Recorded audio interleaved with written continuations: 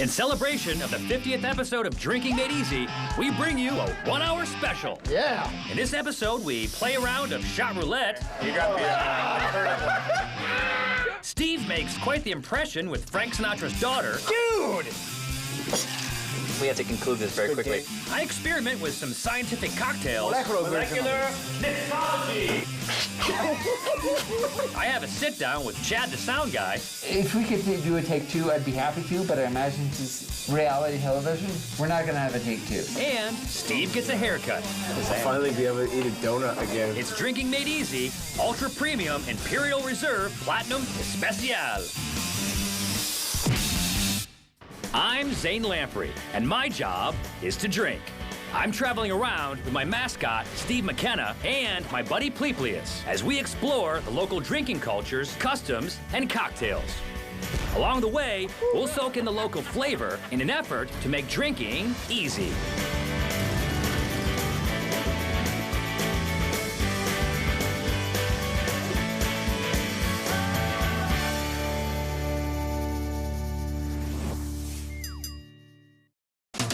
I've drank in over 100 cities, and I've been told over 100 times that you get drunk faster at altitude than you do at sea level. So we're here to figure it out and put that theory to the test. At Escobar in Aspen, which resides at an altitude of 7,891 feet. The other one at Shore Club in San Diego, which sits only 15 feet above sea level. The experiment is simple. Steve and I will take a shot every 7 minutes for 1 hour. Between shots, producer Mel will test our coordination by putting us through 7 standard sobriety tests. After each test, we'll use a breathalyzer to test our BAC or blood alcohol content. We'll compare the data and come to an inebriated conclusion. Helping us out in our experiment are Ian in Aspen and Brendan in San Diego. And we're drinking 1.5-ounce shots of 70 proof Admiral Lamprey's Monkey Rum. Let's get some science going. Here goes shot number 1. Do it.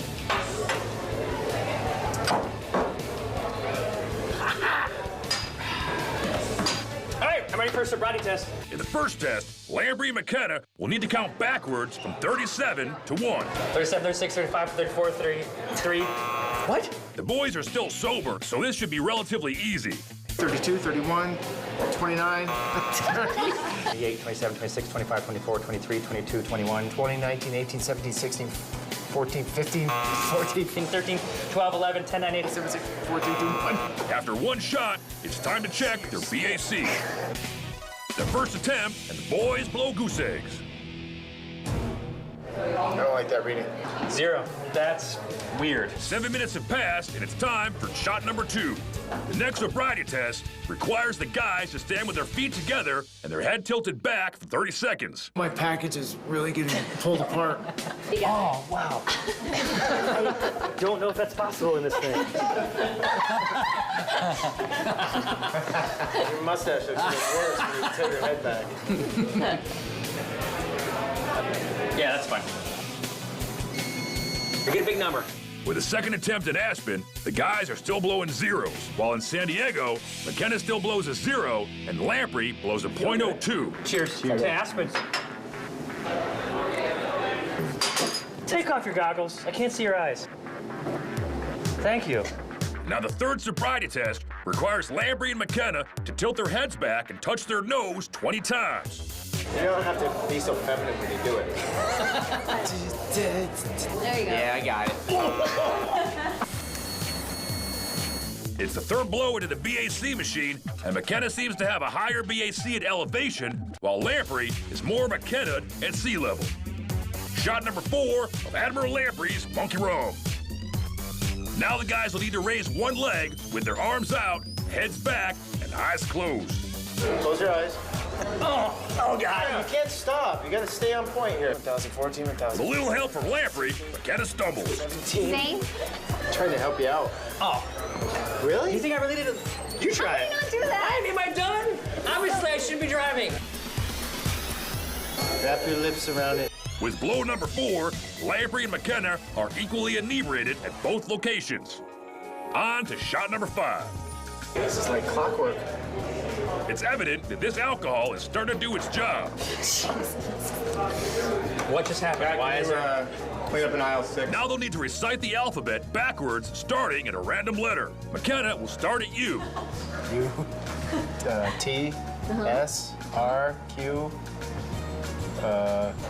W.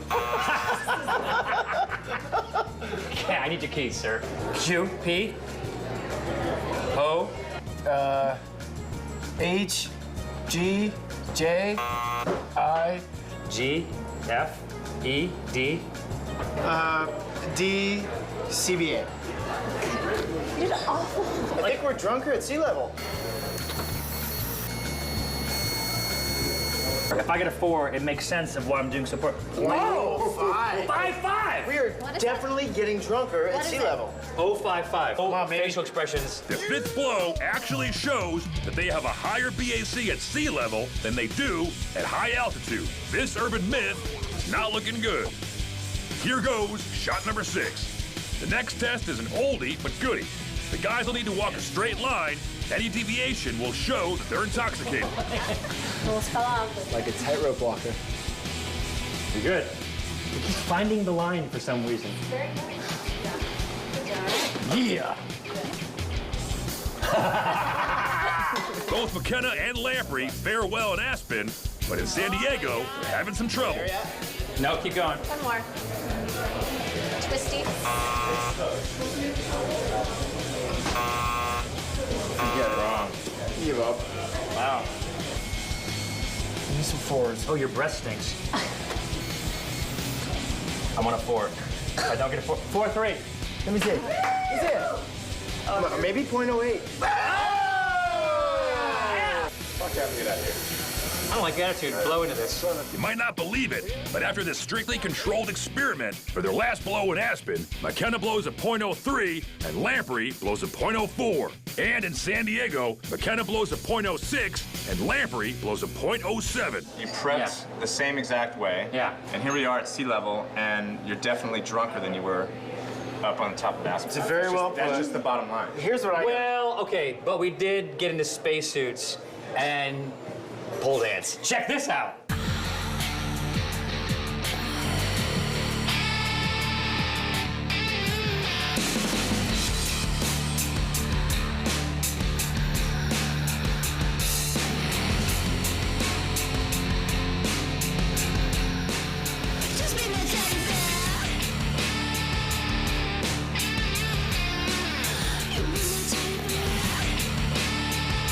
So, in conclusion, our data is inconclusive at this time.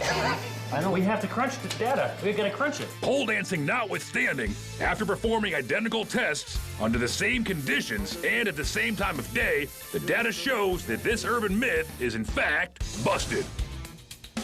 It's very conclusive. We're drunk. For sure.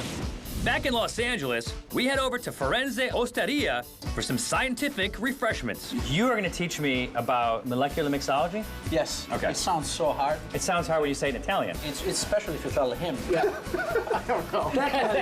As Jacopo explains, molecular mixology is the process of changing the physical makeup of a cocktail through the use of scientific methods. A gelatin shot is an example of molecular mixology. Did you follow that? It's like, I think he needs a beer now. Yeah. Let me explain to him. Yeah. It's like the perfect Italian concept. If you can convince them, confuse them. So Yeah. what we do is pretty much we take anything that you like. These things normally come in a form that you're familiar with, Right. and we give you the same flavor profile in a totally different shape. We're gonna turn one of their signature cocktails into a scientific experiment. So that we can see the difference, we start with the original version of the balsamic martini. The balsamic martini is made with aged balsamic glaze, fresh strawberries, fresh limes, simple syrup, balsamic vinegar, and vanilla rum. Start by garnishing a martini glass with the balsamic glaze. And so once we make the drink, this will stay because it has a higher viscosity. Correct. Exactly. Viscosity. I'll try some? Yeah.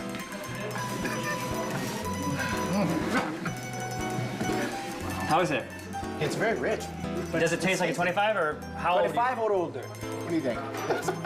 You enjoy some? I think it's 25. And Fabio confirms it is in fact 25-year-old balsamic vinegar from Steve's face. Fantastic. Then add 3 strawberries and 3 limes, You can just drop in it.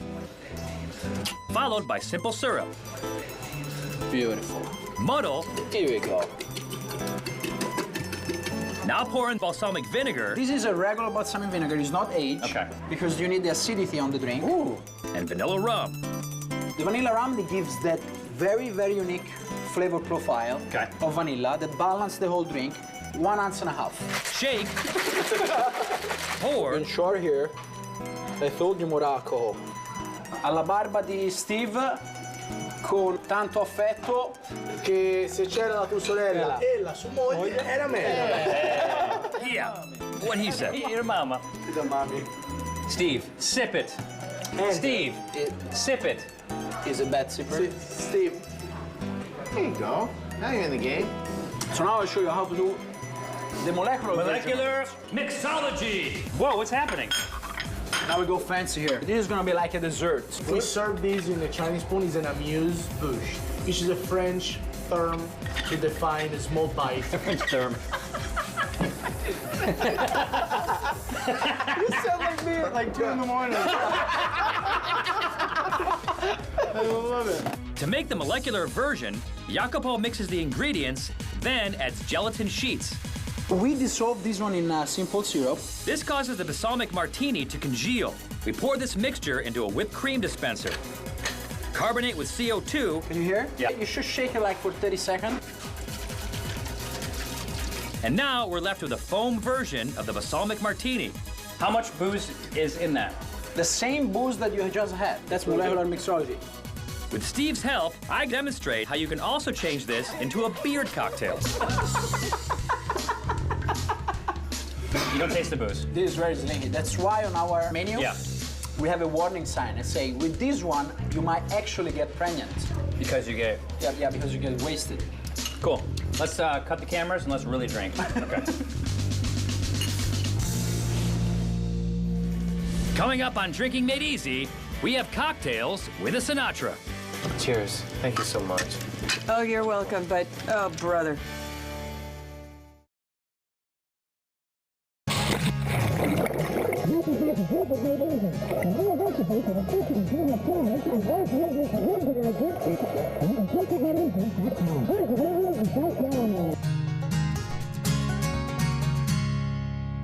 For our next stop, we pop into the library bar at the Roosevelt Hotel in Hollywood for some of the freshest cocktails in the country. Walking us through this garden in a glass process is award-winning mixologist Matt Biancanello. We've done garden in the glass. We did it in Portland. We did it in Santa Fe. We've done it at a lot of different places, fresh ingredients and stuff. That's kind of hot right now. But we've never seen a salad. Like, you know how many, you could feed how many rabbits right now? Yeah. Every time I come in here, the bar looks like this. It's not always the same stuff, but it's this much stuff. Well, everything I do is seasonal. People come in here, and it's almost like, well, what do you have now? Right. And it keeps it fresh for both of us. You were telling me that every drink is based off of the daiquiri. Yeah, the formula is all the same. It's booze, sweet and sour. Yeah. Can you make us a daiquiri? Yes, absolutely. Okay. Following his description, Matt makes an authentic daiquiri. So that was 2 ounces of rum. This is 2 ounces of rum. That's our booze contingent. We're gonna do 1 ounce of lime juice. And then I like to use agave. It's just the way that I like to do it. I actually like to double strain it as well, so that I have no ice chips. Yeah, sure. Matt shakes a mean cocktail, but does he even come close to Shake Weight Girl? Roll tape.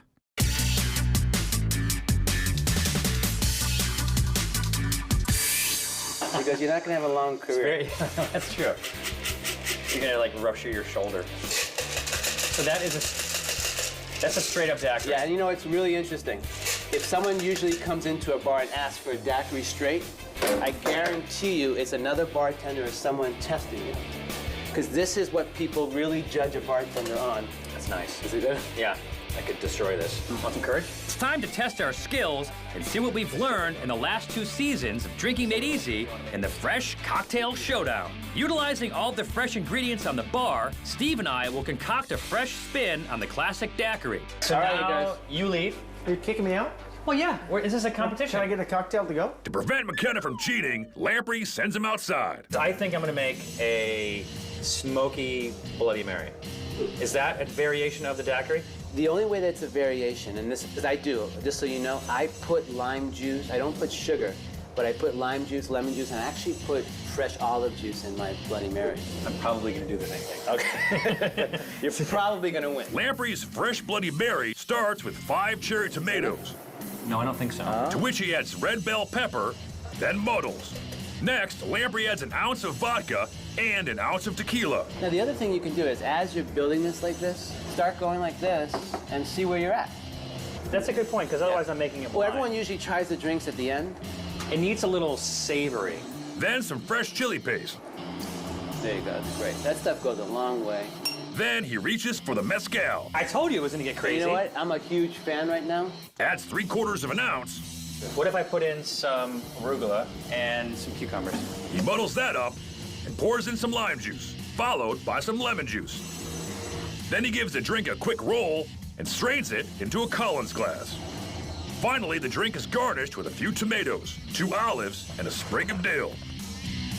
So in conclusion, Lamprey's Bloody Mary is made with cherry tomatoes, red bell peppers, chili paste, arugula, cucumber, vodka, tequila, and mezcal.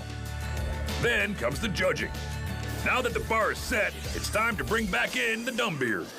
All right, I've been thinking about this while I was outside. McKenna hops behind the bar and goes right for the agave syrup. Then he grabs a single leaf of sweet basil, a few cucumbers. Then he adds some satsuma. That can somewhat take the place of lemon or lime, but still you might need to lean a little bit. But that's up to you. Okay. Some lavender. Yeah, lavender. I love it. A pinch of salt. You any method to your madness right now? This is called the everything. You're putting 1 piece of cilantro in there? Maybe 2. 2 tiny pieces of cilantro. Chili. Some honey. Then he muddles before adding 2 ounces of smoke-infused tequila. Yeah, he's going all out. Oh, okay. Nice. Slight overpour. Then he shakes and double strains into a rocks glass. Love the same colors, that's for sure. It's true. Hey, Steve, where's the rest of it? Biancanello gives McKenna some advice on how to get more liquid out of his strainer. Perfect. That's a trick. That's a bar trick. Good stuff. Lastly, he garnishes with some lemongrass and a raspberry. Maybe a raspberry. There we go. Okay. And what's the name of that? The McKenna Kerplunge. This might be one of those ones that's horrible. To sum that all up, the McKenna Kerplunge is made with agave syrup, sweet basil, cucumber, satsuma, lavender, smoked salt, cilantro, honey, and smoke-infused tequila. And there you have it, the McKenna Kerplunge. What I'm tasting a lot of is basically this. Yeah. That's so strong. Got overpowered. Well, this is what I taste. Did I win? Yeah, you are the winner. Congrats. It's official, Lamprey is the winner of the Fresh Cocktail Showdown. Next, we meet up with the winner of the Frank Sinatra Best of the Best cocktail competition. To celebrate the release of Frank Sinatra's Best of the Best album, we asked viewers to send us their best Sinatra-themed cocktails, which we narrowed down to just 1 tasty concoction. The winner of the Frank Sinatra Best of the Best cocktail competition is Frank Manganello from the Old Shebeen Irish Pub in Fairfax, Virginia. Frank is the winner of the Frank contest. The contest was to make a drink in honor of Frank Sinatra and the new album, Sinatra Best of the Best. And you had to pick one of the songs from the album, and you picked Nice and Easy. This contest was sponsored by Capitol Records. I don't want anyone to think that I actually spent my own money to get you out there. Why would I do that? That makes no sense. No. He hasn't even spent his own money. I'm not gonna pay you. Since we're back here, do you guys want anything? Okay, pretty much got the run of the place. Before we make the winning cocktail, I need a drink. So I convinced Ruben, the general manager of La Dolce Vita, to pour us his favorite shot. Happy holidays, you guys. Thank you, Ruben. Now it's time to make the winning cocktail. Now we're gonna make Nice and Easy. This really did win the contest. There were a lot of submissions and you did a good job. It looked delicious. And that's really what won this competition. I'm being serious. I looked at this and said, I want to taste that. What inspired you, as a Frank yourself, to come up with this drink? Well, Nice and Easy is one of my favorite songs. It's just about falling in love and just not worrying about the future, just taking it one day at a time. And this drink Did you have that planned, that answer? No. Pretty good. All right, with that cleared up, Frank's Nice and Easy is made with rum, Cointreau, Grand Marnier, egg white, and rimmed with orange, lemon, and sugar. We're starting by rimming these? Yes. Okay. The special rim is made with ground lemon and orange rind and sugar. So then we mix it all up. And then afterwards, we have this. So we're gonna rim our glasses with this. Is that good? Yeah. I feel pretty good about this, Frank. Now we add a couple slices of orange and lemon, A lot of orange. a pinch of mint, muddle, You want to muddle it really well. You think I'm not doing a good job? I just started.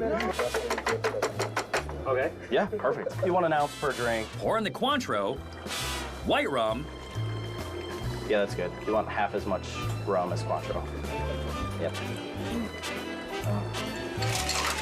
I've been working very hard today, so I hand one shaker to Frank and the other to his friend, Jay Apaga. You showboated at the end. You got it. Strain into a fresh shaker, You don't want to get the mint leaves inside the drink. add an egg white, shake again, On your mark. pour into the rimmed glass, I go high, you go low.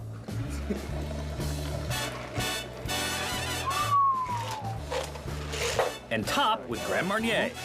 Yep. That's trouble. Yep. I'm probably, it's a really thick spout. You think Frank Sinatra would ever just like sip on it? Yeah, he probably He would. probably would, yeah. Okay, here we go. Cheers to Frank. Cheers. To Frank. Cheers. Nice and easy. Me or Frank Sinatra? The other one. Okay. Yeah. And there you have Frank's Nice and Easy.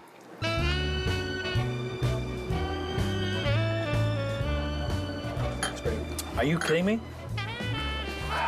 What? Leave. You know. Yeah, give it to the girl. Step aside, son. There you go. Get in there. Come on, you could be the new host. Co-host. Whoa. Yeah? Good. I was really thirsty. Now that we've tasted a cocktail inspired by the chairman of the board, it's time to learn what he really liked to drink. So we head over to his favorite booth to talk to his daughter, Tina. This was your father's favorite. That's purported. Can you validate? Okay. He liked to have a good time. You think? Yeah, I mean, no. I think so. But there is definitely some truth to him being a Jack guy. Absolutely. And then this is. But it was Daniels in his day, never Jack. Isn't that funny?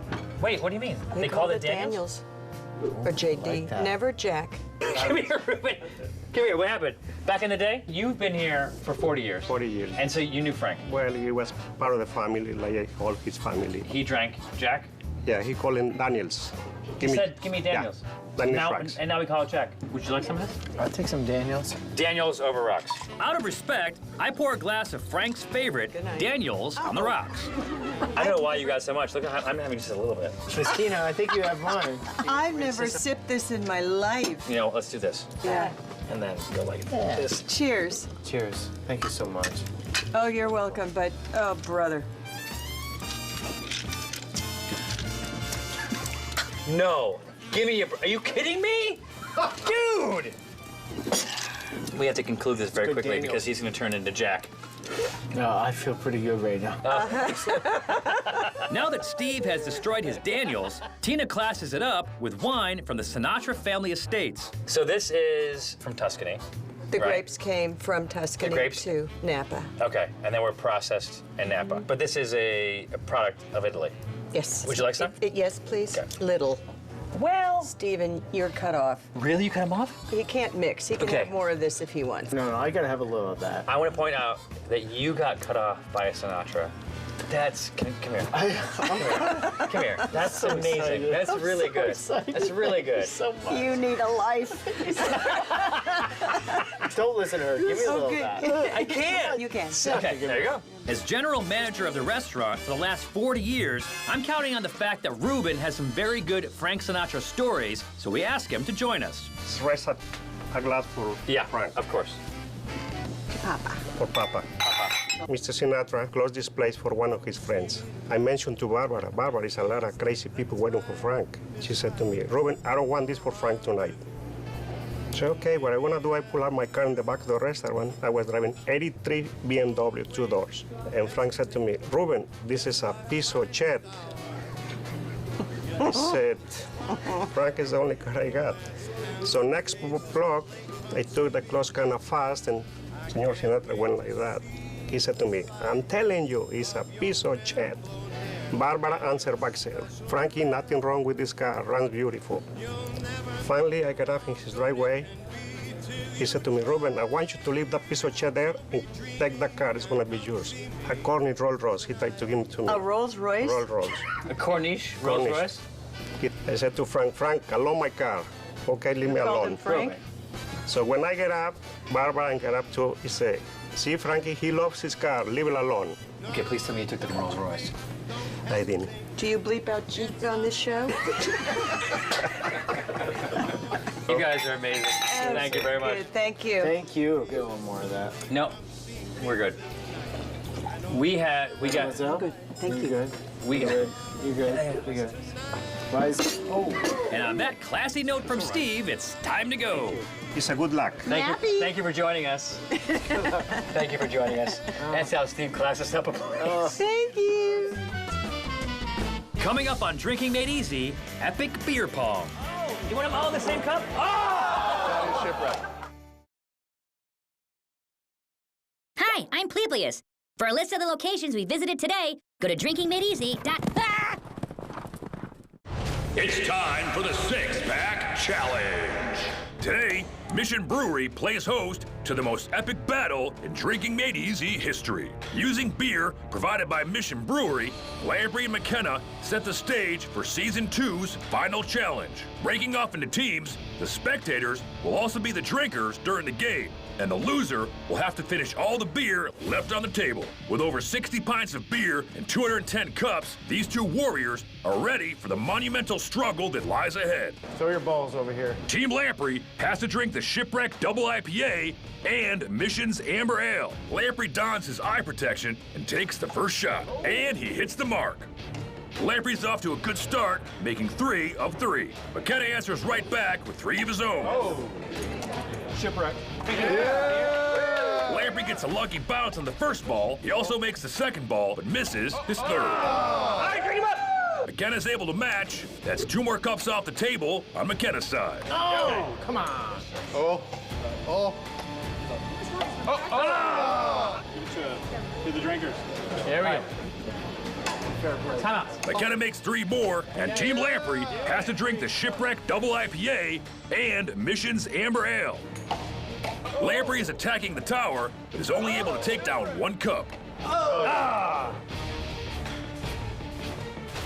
McKenna retaliates, taking 2 cups from Lamprey's tower and a 3rd from the base.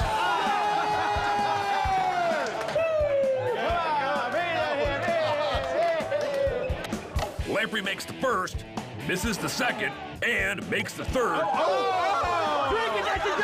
Now the house rules are that McKenna's team must now drink both cups. McKenna answers with 2 doubles of his own, and he also makes a third, clearing 5 cups in total from the table. Lamprey's team drinks the blonde. Those 2 double baggers. Yeah. To save some time, let's fast forward to later in the game. You missed 5. With another double, Lamprey clears 3 more from McKenna's side. I'm saving those 2 for you. Bang shot off McKenna's belly for a 4th cup. I'm so letting you back in this. Regroup? Maybe. With more than half the cups drained, it's time for the first of 2 regroups. Lamprey has 42 cups left, while McKenna only has 31. McKenna is able to take that number to 29. Awful. Just get 2. Oh, God. Nice. Lamprey sinks 3, closing the gap. Lamprey goes for the rejection, but knocks it in. McKenna follows it up by taking 2 more off the board. Stop! It's not going to stop us. Another perfect turn by Lamprey. McKenna answers right back. McKenna rejects Lamprey's second shot. Lamprey takes it personal and uses his 3rd ball to retaliate. It was worth it. That's 2. Get him out of there. The balling? That's my number 1. That's my 7 right there. McKenna's aim is dead on, clearing another 3 cups. Man, I got a lot of beers left. McKenna has opened a gap that will be very difficult to close. Last regroup from Steve. With only 9 cups left, McKenna uses his last re-rack. 19.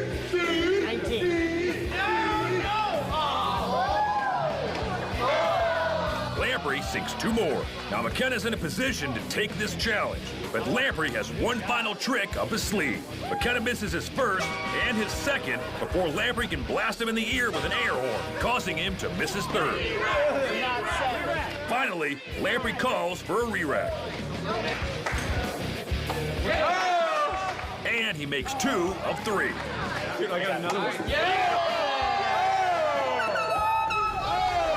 McKenna gets 2 cups closer to the finish. Lamprey gets a 2 for 1 and clears 3 more cups.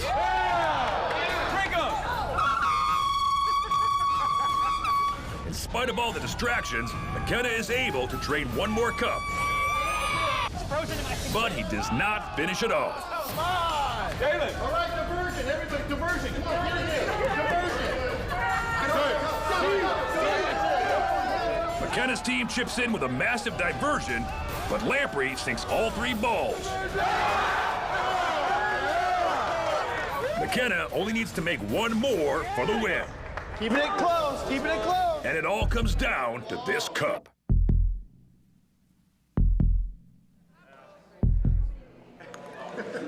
More balls. It's up, and it's good. McKenna is victorious, and with all the grace of a loser, Lamprey drains the remaining beers. Do it!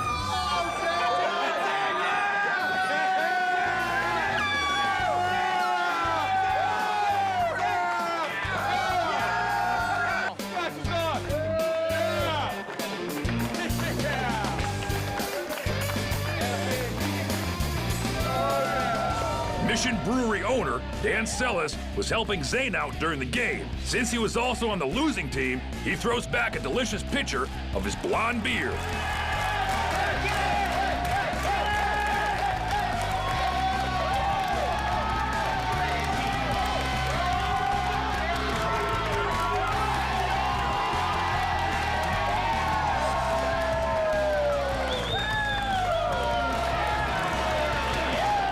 Victory under McKenna's belt, it's time to declare a Season 2 Six-Pack Challenge champion.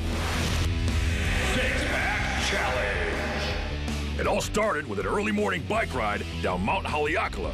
Lamprey was the first to reach the bottom, winning Season 2's first challenge. In the same episode, Lamprey also won the paddleboard challenge, bringing his total to 2. Lamprey was the first to find the state fish, the Humu Humu Nuku Nuku Apua'a, and win his 3rd challenge. Lamprey continued his winning streak by sinking a 15-foot putt at the 18th hole at Pebble Beach.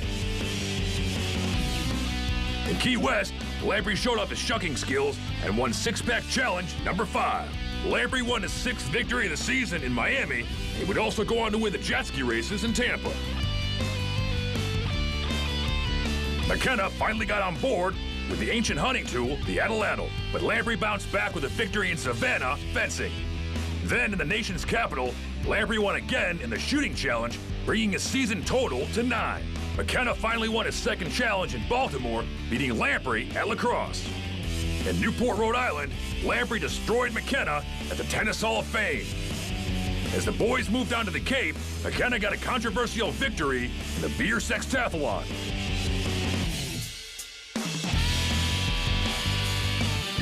In Portland, Lamprey carried his teammate to victory in the wife carry. Then McKenna followed with a win, shooting Lamprey's lights out with skeet. The boys rolled into Music City, where McKenna was able to skate away with another six-pack challenge. Then McKenna shocked the world by defeating Lamprey in the Asheville Beer Quiz. And in Charlotte, whitewater rafting brought McKenna his 7th victory. Then Lamprey stopped McKenna's winning streak with a decisive win in underwater hockey. As Drinking Made Easy took on Seattle, Lamprey won another challenge by being the first to reach the top of the Space Needle. McKenna won the first international prize as he summited the Grouse Grind, beating Lamprey in the Vancouver episode. In Spokane, Lamprey widened the gap, defeating a timid and intoxicated McKenna in paintball. McKenna answered back with a win at the Bodega.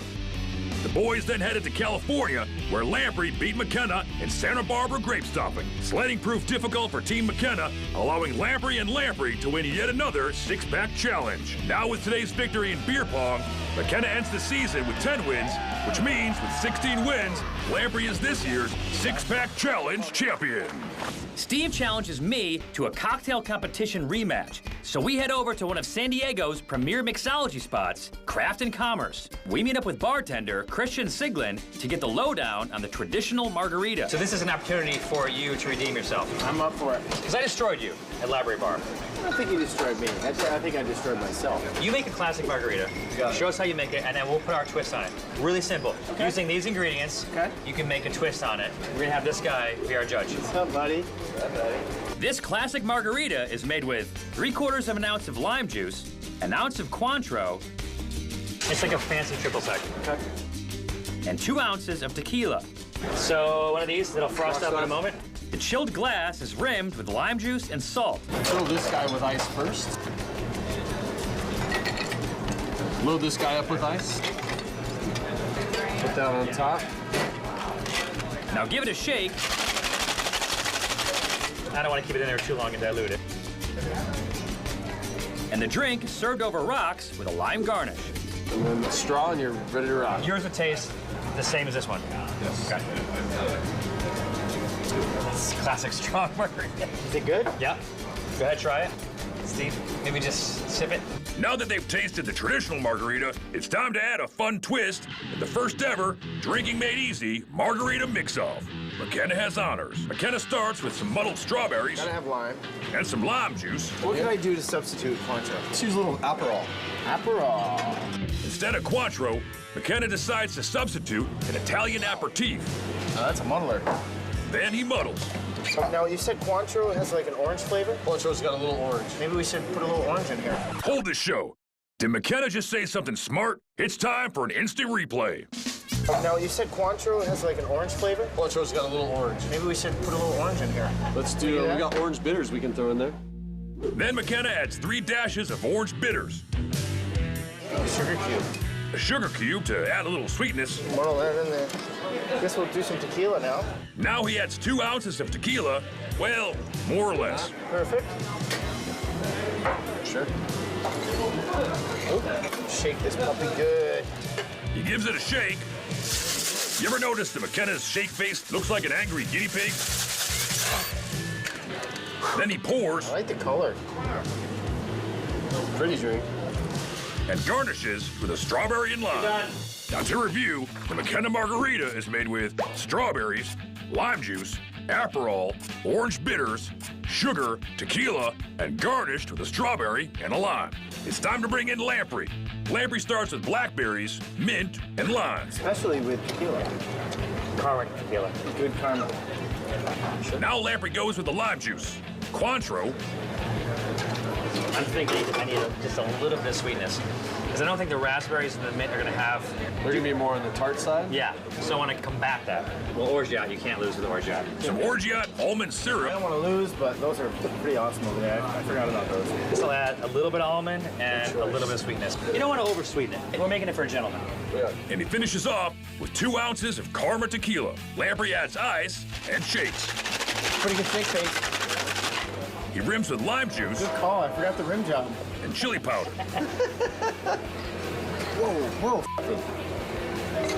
I might have done it. Wow. Nice work. What's your garnish? Finally, he garnishes his drink with a lime wedge and a blackberry. To recap, Lamprey's Blackberry Margarita is made with blackberries, mint, limes, lime juice, Cointreau, orgeat syrup, tequila, and garnished with a lime and a blackberry. Are you ready, sir? Put the cap on the caramel. What's your name? My name's Ryan. Ryan? Now it's time to bring in the judge. A little bit on the sweet side. Really? For a margarita. Not sure if I like the grenadine too much. But then again, I didn't get any spicy rim job. Yeah.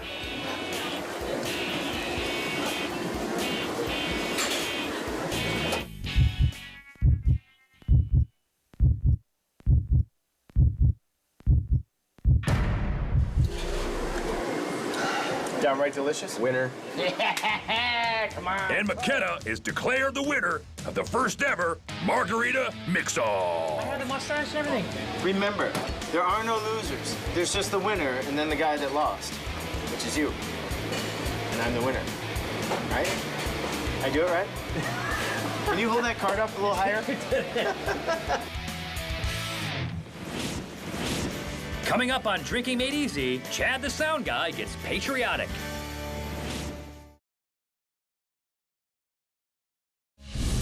For our next stop on the Platinum edition of Drinking Made Easy, we stomp in to Bootlegger. There we meet up with owner and Season 1 guest, Brendan Huffman, for a fun game we like to call Shot Roulette. So what you can do is you roll the dice, and whatever you get, 6, so you go 1, 2, 3, 4, 5, 6, open up, and then you have to do that shot. Wow. Understood? Yeah. Okay. If you roll a 7 or 11, you get to pass. If you roll doubles, you get to give somebody a drink. Since he's been so professional this season, I invite Tad the Sound Guy to join in on the fun. Can you show us the shot list? Yes. Okay. On the menu for today's game of Shot Roulette is Lemon Drop, Kamikaze, Sex on the Beach, Buttery Nipple, Surfer on Acid, Washington Apple, Redheaded Slut, and 5 more shots that should be quite a shock to the system. Bailey's with horseradish? Yeah. Okay, so that could be curdled pretty We good have right now. Fernet, Branca, and Tabasco. Tabasco sauce? And like Bailey's and something gross. Since Lamprey has honors, he rolls first. He gets a 6. 1, 2, 3, 4, 5, 6. And pulls out butterscotch and tomato juice. I'm gonna guess this is one of the gross ones.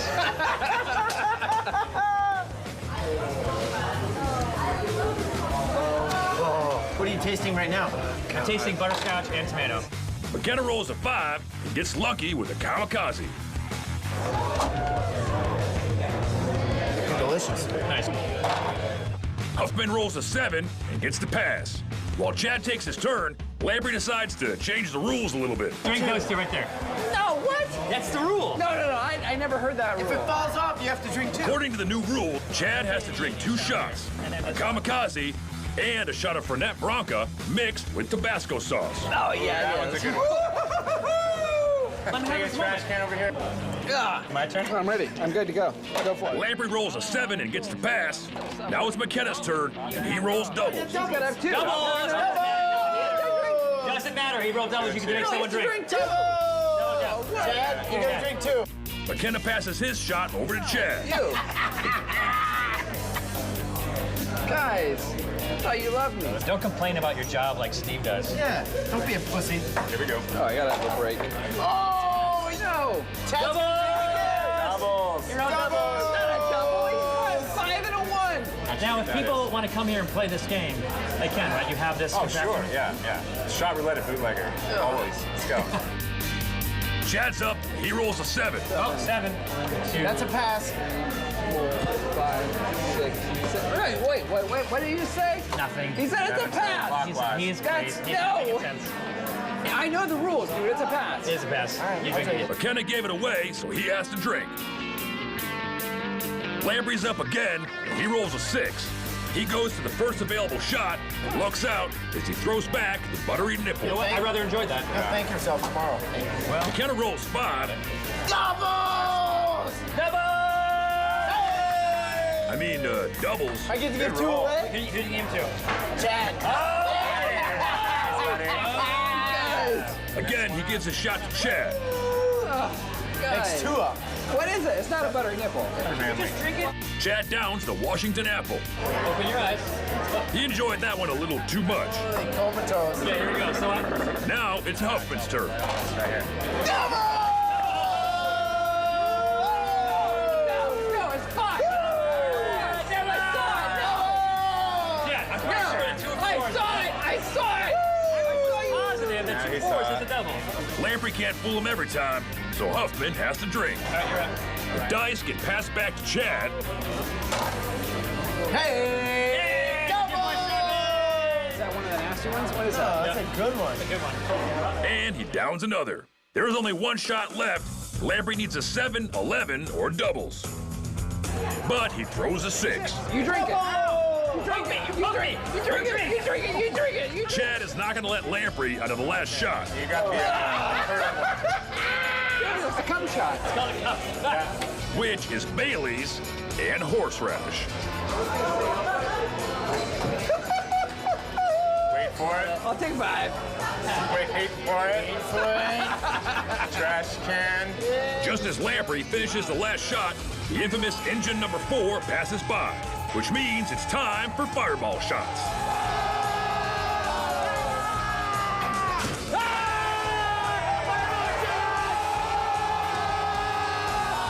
And to celebrate the shots, we make a real live fireball.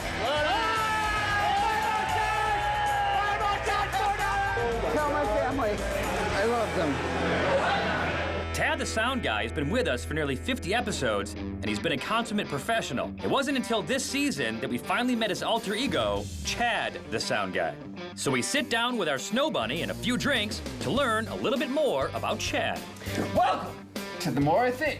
Yeah, let me start. Welcome to the more I think. Okay, try it again. Okay. Welcome to the more I drink, to the more I think. And action. Welcome to the more I drink, the more I think about. No. You tried to get creative and it got away from you. Yes, it's true. Welcome to the more I drink, the more I think I know about drinking with Chad the sound guy and my buddy, Steve McKenna. Chad, you're not even necessarily one of the characters in this show. Well, I have a feeling that that may change in season 3. You are absolutely correct. May I ask a question? Please do. The two of you guys could very easily replace Steve. You grow facial hair better. You guys, meaning me and you Katie. and Katie could replace Steve very easily. No, yeah, I don't doubt that. I'm really not needed, as proven tonight by Chad. It's true. I can take over, but I'll leave it to Chad because I love him. I don't know what that means. I just said totally that if we could do a take 2, I'd be happy to. But I imagine since this is reality television, we're not gonna have a take 2. All right, let's get to the test. Okay, Tad. I'm Chad right now. Oh, you're drunk? Please. Okay. Yes, Chad. Definitely. Please explain the relevance of Cape Cod to the burgeoning craft beer scene. Cape Cod beer.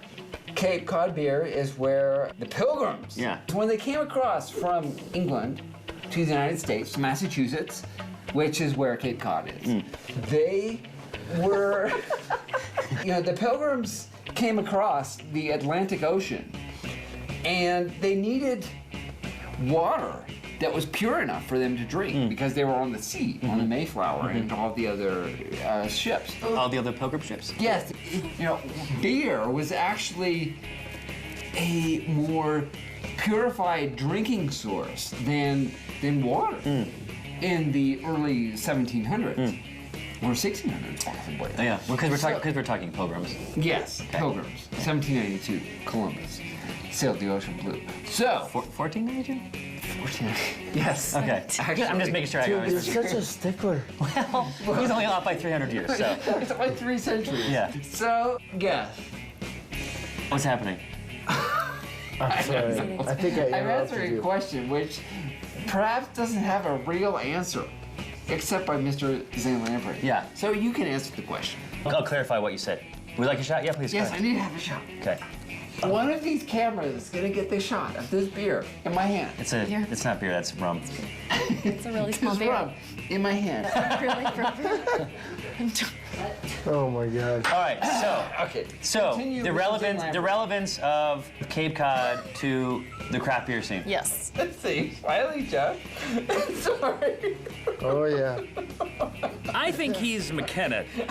Sometimes you just want to laugh uncontrollably. It's true. So Dory, okay. Craft beer, in a sense, are you listening to? He may have checked out. I love craft beer. I do. I really do. Moving on. And please, when we turn over to Zane Lamprey, host of Drinking Made Easy. Thank you. There is some debate over where the Pilgrims first landed, and many people in Cape Cod claim that the Pilgrims landed there. And the reason the Pilgrims landed there, they were actually on their way to Virginia, was that they stopped because they ran out of beer, which was their source of hydration, of water, Yes, because they couldn't drink the water. As we know, water would not make the trip over. It would go bad. So they needed to have something that had alcohol in it, which was beer, and they would drink that, and they ran out, which is why they landed in Massachusetts. So, in a sense, the craft beer scene began in Massachusetts. I have to say, to be patriotic is to drink beer. Yeah. Can we hear the United States anthem? All right. This is Chad. But the more I think. Maybe just do it on this camera. This is Chad. With the more I drink, the more I think I know about drinking. It's drinking made easy. So that's it? We're done? We're done. Well, one more thing. What? I'm gonna bring you to the salon here, and you're gonna get fixed up by my friend Brandy. Nice. Trim the beard, the hair. Wait a minute. You can't trim the beard. You're gonna trim the beard off. Gone. What are you talking about? Well, you look like a homeless person. You look like Joaquin Phoenix when he made a really bad movie. So. I've been growing this for a year. I know. So we have another season coming up. You can grow it again. Come on. It's always something with you. It's always something with me. You know you're not gonna be better. You just have less hair. You'll probably still say the same dumb stuff. I will be able to enunciate better. You're probably still gonna embarrass us. Well, that's part of my job. Why don't we get you all cleaned up during our hiatus, and then you can maybe go out and get a real job for a little bit. All right. If you came in off the street and asked for a haircut, they probably would make you pay up front. You look dirty. We have to bring out the big dogs. Who is this guy? Oh my God, look at this. Oh my God, it's white. Look at that. It is like Santa. This is embarrassing. Is anyone going to see this? Look at that goatee. It's amazing. Now, can you see how silly and long your hair is, buddy? You can't bite his lip. Wow, yeah, look at that.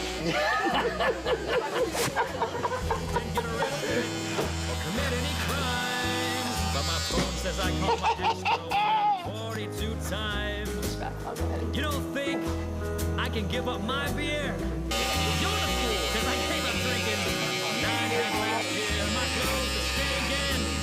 I banged at Lincoln. I'm starting to thinking I'm giving up drinking.